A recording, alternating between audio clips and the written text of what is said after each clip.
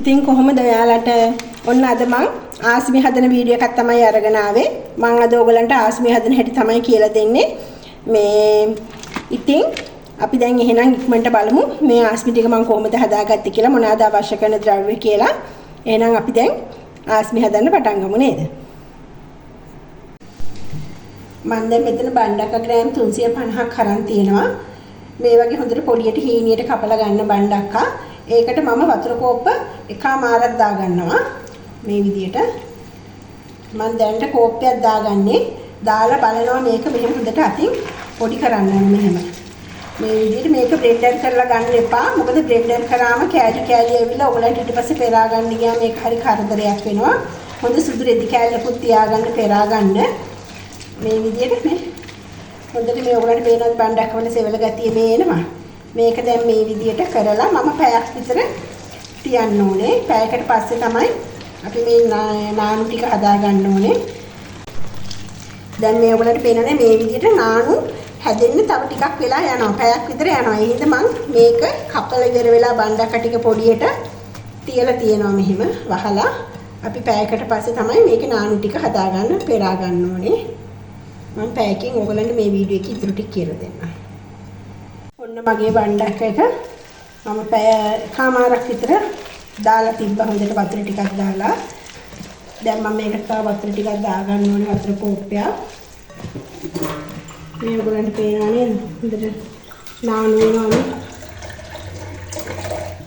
අපි මේක දැන් හොඳට සුදු රෙදි කෑල්ලක තියලා පෙරලා අර ගන්න ඕනේ. මම තව වතුර කෝප්ප භාගයක් විතර මේ විදිහට දා ගන්නවා.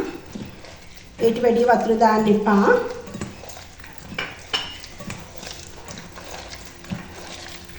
මේ විදිහට හොඳට අපි මේ සුදු රෙදි කෑල්ලකින් පෙරලා නානු ටික අර ගන්න ඕනේ. ඕගොල්ලෝ බය නැතුව මේ බණ්ඩක්ක වලින් මෙහෙම නානු අරගෙන හදලා බලන්න. මේ හොඳටම මේ අපිට ආස්මි ටික හදා ගන්න පුළුවන්. මේ වගේ සුදු රෙදි කෑල්ලක් අරගන්න. මේ අලුත් එකක් ඕනේ නැහැ. පරණ පිරිසිදු රෙදි කෑල්ලක් අරගන්න. කොටන් රෙදි කෑල්ලක් ගන්න. ඒකට මේ විදියට බණ්ඩක්ක ටික දාලා මේ විදියට නානු මේක ගන්නවා. ඔයගලන්ට පේනව නේද? මේ විදියට මේ විදියට තමයි නානු අරගන්නේ. මම ඔයගලන්ට මේ නානු ටික අරගෙන ඉවරලා පෙන්නන්නම් කොහොමද කියලා. මේ විදියට හොඳට නානු කැඩෙන්නේ නැතුව අරගන්න ඕනේ.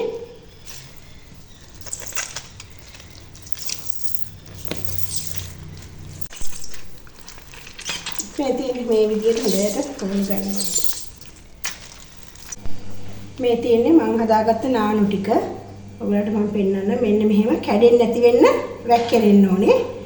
අපි දැන් මෙහෙම කරාම මෙහෙම මේ ඔයගලට පේනවද? කැඩෙන්නේ නැති වෙන්නේ මෙහෙම නූල වගේ මෙහෙම වැක්කිරෙන්න ඕනේ මේ. ඕගොල්ලෝ මේක හදාගත්තෙත් ඒ විදිහට කැඩෙන්නේ නැති වෙන්න හදාගන්න. මම දැන් මේ කියලා දෙන්නම් කොහොමද අපි මේ ආස්මි මිශ්‍රණය හදාගන්නේ කියලා.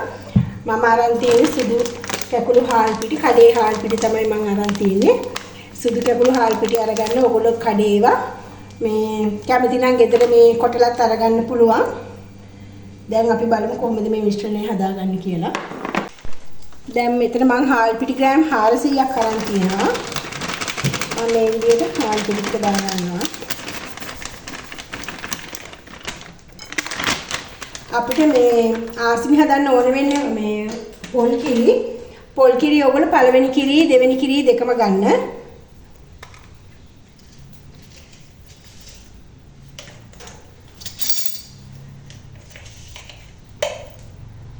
ලුණු මේ විදිහට තේ හැඳි භාගයක් ගන්න. අපි ආස්මි එක හදද්දී සීනි දාන්නේ නැහැ. අපි මේ සීනි උණු කරලා සීනි හරි හකුරු හරි උණු කරලා ආස්මික උඩින් දාගන්න හින්දා මේ මිශ්‍රණයට අපි සීනි දාන්නේ නැහැ. එතකොට පැන් රහ වැඩි වෙන හින්දා මේ තියෙන්නේ මම අරගත්ත පොල් කිරි පළවෙනි කිරි දෙවෙනි කිරි දෙකම අරගන්න. මේ අතින් තමයි දැන් මේ මිශ්‍රණය අපි අනාගන්නේ. මේ පොල් කිරි දාද්දී ඕගොල්ලෝ මේ සාමාන්‍යයෙන් පොල් කිරි අඬු කෝප්ප දෙකමාරක් විතර අරගන්න. පොඩ දාලා අනා ගන්න. මොකද මේ හාල් පිටි අනද්දී එකපාරට හාල් පිටි වල දිය ගතිය වැඩි වෙනවා. ඒ හින්දා මේ පොල් කිරි දාද්දී හරිය පරිස්සම් වෙන්න ඕනේ. අපි මේක අනාගන්නේ මේ ඩෝ එකක් අනාගන්නේ ඒ විදිහට. අපි බන්න හදද්දී ඩෝ එකක් අනා ගන්නවා වගේ ඩෝ එකක් තමයි අපි මෙතන හාල් පිටි වලින් අනාගන්නේ. ඒ ඩෝ එකට තමයි අපි නානු දාලා ආස්මි ටික හදා ගන්න ඕනේ. මේ ගොඩක් අය ආස්මි හදන්න මේ බයයිනේ නේද? වරදී කියලා. නෑ එහෙම වරදින්නෙත් නෑ. දවල් කුරුදු අවශ්‍ය වෙන්නෙත් නැහැ.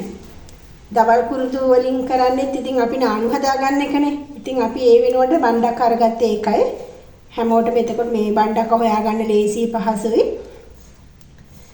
මේ අනද්දි හරි පරිස්සමෙන් අනන්න ඕනේ. පොල් කිරි ඕගලන්ට මදි වුණොත් මේ වතුර දාන්න එපා. තනිකර පොල් කිරියෙන් හදාගත්තම ආස්මික හරිම කිරි රහයි. දැන් මට පොල් කිරි ඇති. දැන් ඕගලන්ට පේනවනේ පොල් කිරි මං අඩු කෝප දෙකමාරක් ගත්තා. මෙච්චර ඉතුරු වුණා. ඕගොල්ලොත් ඒ විදිහට ගන්න. මං ප්‍රමාණ කියන්නේ මොකද මේ හාල් පිටි අනුව ප්‍රමාණ වෙනස් වෙන්න බලනවා. මම ප්‍රමාණ කිව්වොත් ඕගොල්ලෝ ඒ ප්‍රමාණය ඔක්කොම දාගන්නවනේ. ඒ හින්දා මම ප්‍රමාණ කියන්නේ. මෙන්න මේ විදිය ගුලියක් තමයි අපිට එන්නේ. මේ තියෙනවානේ ඕගොල්ලන්ට පේනවනේ. මේක තව චුට්ටක් හොඳට මෙහෙම අනා ගන්නවා. තියෙනවානේ මෙන්න මේ විදිය මිශ්‍රණයක් තමයි එන්නේ මේ. හොඳට මේ විදිය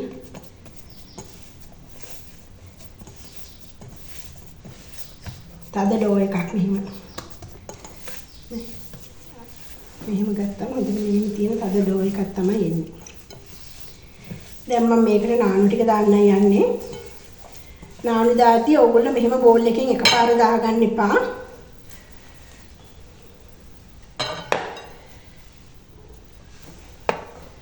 මේ වගේ අඬු කෝප්පයක් පාවිච්චි කරන්න. මේ වගේ අඬු කෝප්පයක් පාවිච්චි කරන්න. ඒ අඬු කෝප්පකින් තමයි අපි නානු ගන්න ඕනේ. මේක හරි පරිස්සමට කරගන්න ඕනේ දෙයක් මේ නානු ගන්න වැඩේ. මොකද කෝප්පෙට මේ එන්නේ නැහැ. හරි අමාරුයි කෝප්පෙට ගන්න. කෝප්පෙන් ගන්න බෑ වගේ. අපි එකපාර දාගමු කෝප්පෙන් ගන්න බෑ වගේ. මේ විදියට පොඩ්ඩක් මෙහෙම අතට අරගෙන මෙහෙම කඩලා අරගන්න. අන්න ඔහොම. මේ හැම වෙලේම මෙන්න මේ විදියට තමයි මේ බෙටර් එක අනා ගන්න ඕනේ මෙන්න මේ විදියට. මේ මුඩට උස්සලා මේ විදියට තමයි අනා ගන්න ඕනේ.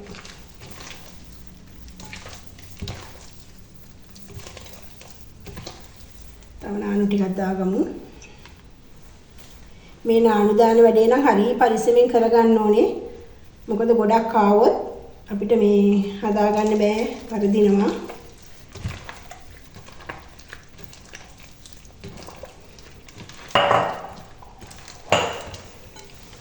මේ විදියට මෙහෙම අනන ගමන් උඩට උස්සන්න මෙහෙම. මේ තියෙන්නේ. ඔයාලට පේනවද? කැඩෙන්නේ නැතුව නානුත් එක්ක මේ විදියට මිශ්‍රණය මේ බලන්න ෂෝක් එකට එනවා මේ. අන්න එහෙම තමයි අනා ගන්න ඕනේ. එහෙම අනද්දී නානු කැඩෙන්නේ නැහැ. නානු කැඩුනොත් අපිට ආස්මික හදාගන්න බෑ. ආස්මික වක් කරද්දී කැඩි කැඩි තමයි ආස්මික එන්නේ.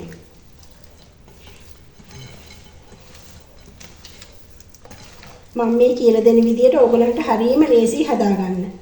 බය නැතුව ඕගොල්ලෝ මේ සැරේ සිංහල අවුරුද්දට ආස්මි හදන්න සල්ලි දීලා කඩෙන් කන්න ඕනේ නැහැ. අනිත් අවුරුදු කෑම වගේම අපි ආස්මිත් හදමු එහෙනම් නේද? මේ බලන්න මේ පේනවද ඔයගොල්ලන්ට? මෙන්න මේ වගේ කැඩෙන්නේ නැතුව මෙහෙම වැක්කෙන්න ඕනේ මේ. අපි දැන් මෙහෙම අනලා මෙහෙම අත උස්සනවානේ. දැක්කද? මෙහෙම අත උස්සපුවම මෙහෙම මෙන්න මේ විදියට වැක්කෙන්න ඕනේ කැඩෙන්නේ නැතුව මේ. අන්න එහෙම තමයි. මේකට තව නානු ටිකක් මදි. අපි තව නානු ටිකක් දාගන්න ඕනේ.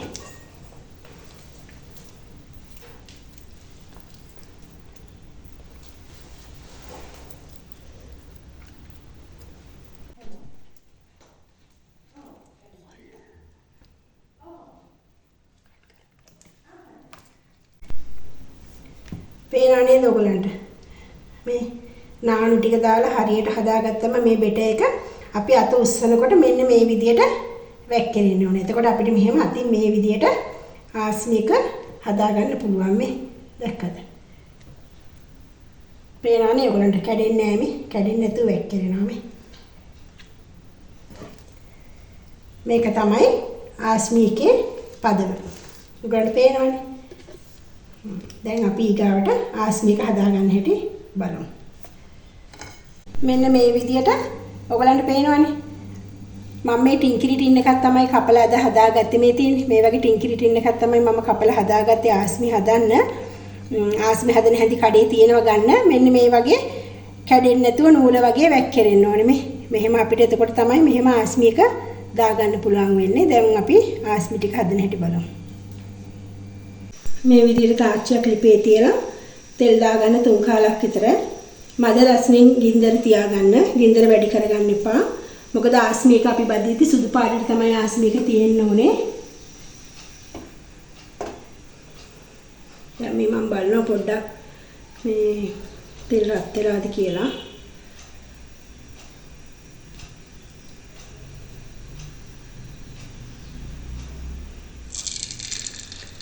තෙල් රත් වෙලා ඒ ගාන්න තෙල් තියෙන මේ රස්නේ තියෙනකොට දාගන්න ආස්මික.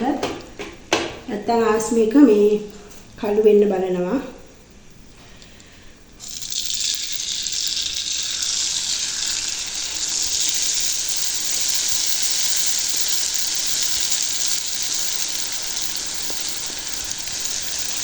මේ වගේ දාදී ඔයගොල්ලෝ දෙපැත්තට තුන් පැත්තට හතර පැත්තට මෙහෙම කරකෝල ආස්මික හදාගන්න.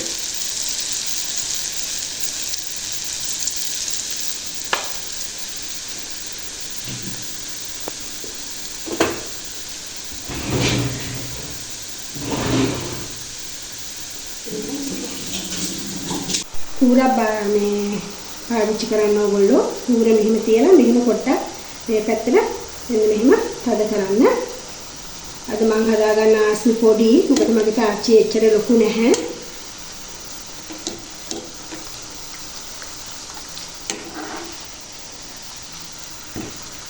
අපි තව එකක් දාගෙන බලමු. මෙන්න මේ ගානට බැදුනම ඇති ආස්මික. ගොඩක් මේ දුඹුරු පාට වෙනකල් බැද ගන්න එපා. මම තවත් ආස්මිකක් දාගෙන ඔයගොල්ලන්ට පෙන්නන්නම්. මෙන්න මේ විදිහට ඔයගොල්ලෝ බය නැතුව කරකව ගන්න. දෙපැත්තටම කරකව ගන්න. මැදට ටිකක් මෙහෙම කරකව ගන්න. හැම වෙලේම අඩු ගින්දරේ තියාගන්න.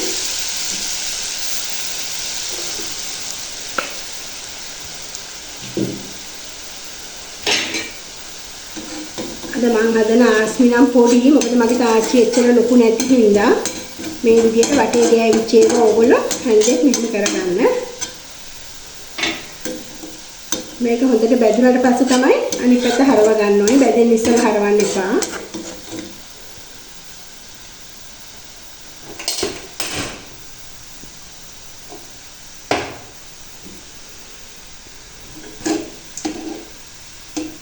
තව චුට්ටක් බැදෙන්න ඕනේ.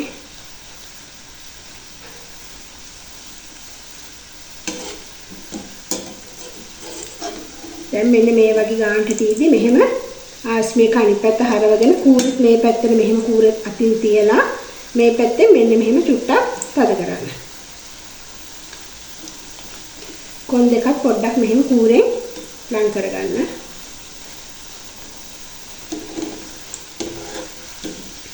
දැන් අනිත් පැත්ත මේ විදිහට හරවගෙන බැද ගන්න. ආස්මික බදිද්දි හැම වෙලෙම සුදු පාටට වගේ වෙන්න තමයි අපි බැද ගන්න ඕනේ. දැන් මේ ආස්මික බැතිලා ඇති. පේනවද ඔයගලන්ට? පොඩි උනාට ලස්සනට ෂෝක් එකට ඇවිල්ලා තියෙනවා නේ. මේ තියෙන්නේ මම හදපු ආස්මි ටික.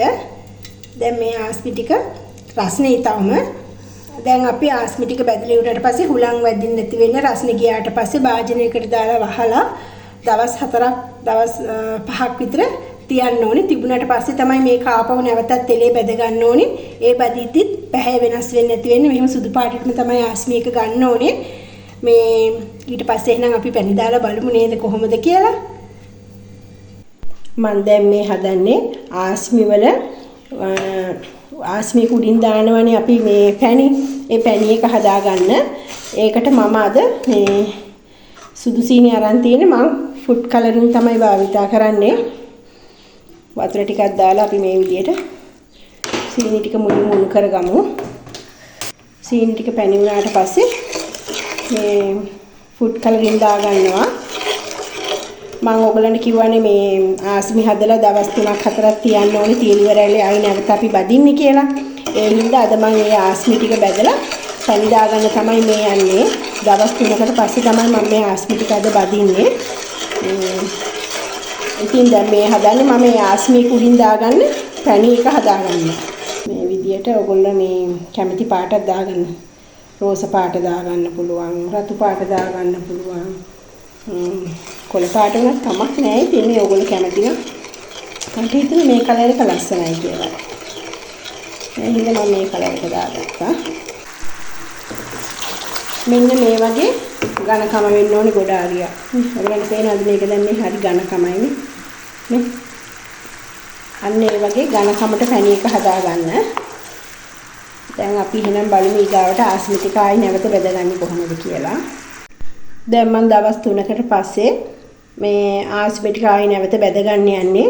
නැවත බදිද්දි ගින්දර ටිකක් මේ වැඩි කරලා තෙල් ටික ඉස්සලා රත් කරගන්න හොඳටම. ඊට පස්සේ ගින්දර අඩු කරගන්න. අඩු කරගෙන මේ බෙදගද්දි මම ඔයගලන්ට පෙන්නන්නම්. අපි ගොඩක් වෙලා මේ බෙදෙන්න තියන්නේ නැහැ. මොකද පාට වෙනස් වෙනවා. ආස්මික හැම වෙලෙම සුදු පාටනේ තියෙන්න ඕනේ. ඒ හින්දා මේ මම පෙන්නන්නම්. අපි දාලා මේ ටක් ගාලා ගන්න ඕනේ. මේ කලින් බෙදලානේ තියෙන්නේ. එහෙනම් ගොඩක් වෙලා තියන්න අවශ්‍ය වෙන්නේ නැහැ. විදියට ආස්මික දාලා ඔයගලන්ට පේනවනේ. මෙන්න මෙහෙම සුදු පාටට මේ එනවා බෙදීගෙන. එතකොට අනිත් පැත්තත් මේ විදියට හරවනවා.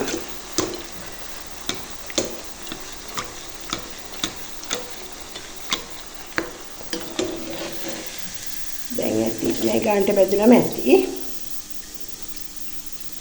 මම දැන් නැවතත් තවත් එකක් දාගෙන පෙන්නන්න.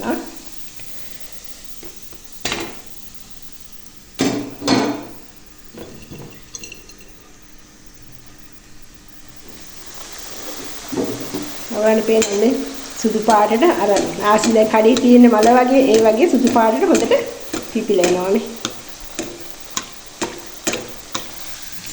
තෙල් ටික එකයි මම කිය හොඳටම රත් වුණාම දාගෙන ටක් ගාලා බෙදලා ගන්න ඕනේ. ගොඩක් වෙලා තිබ්බම අර පැහැ වෙනස් වෙනවා. දුඹුරු පාට වෙනවනේ. ඔන්න වගේ ගානට තීදි බෙදලා ගත්තම ඇති. මම දැන් ඔක්කොම ආස්මි ටික බෙදලා ඉවර වෙලා ඔයගලන්ට පැණි දාලා පෙන්නන්නම්. මම ඔයාලට තව එකක් දාගෙන පෙන්නන්නම්. මේ විදියට හැන්දකින් වක් කරගන්න.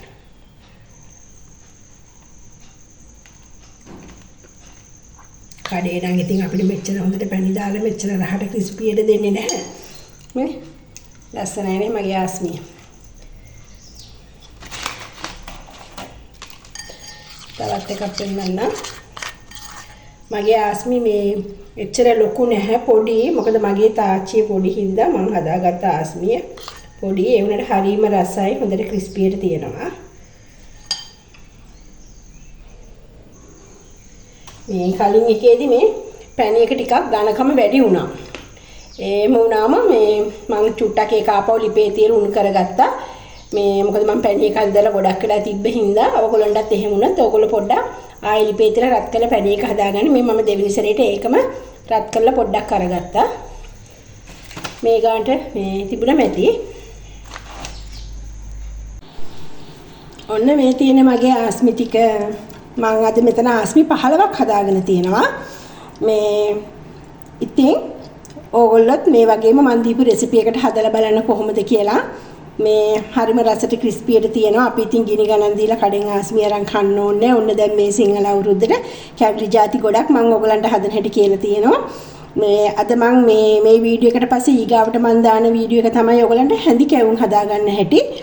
ඒ හින්දා ඒ වීඩියෝ එකත් ඔයගලන්ට බලන්න ඕන නම් මාව සබ්ස්ක්‍රයිබ් කරලා තියාගන්න. අපි එහෙනම් තවත් මේ වගේම වීඩියෝ එකකින් හම්බ වෙමු. ඔයගලන්ට සුබම සුබ දවසක්.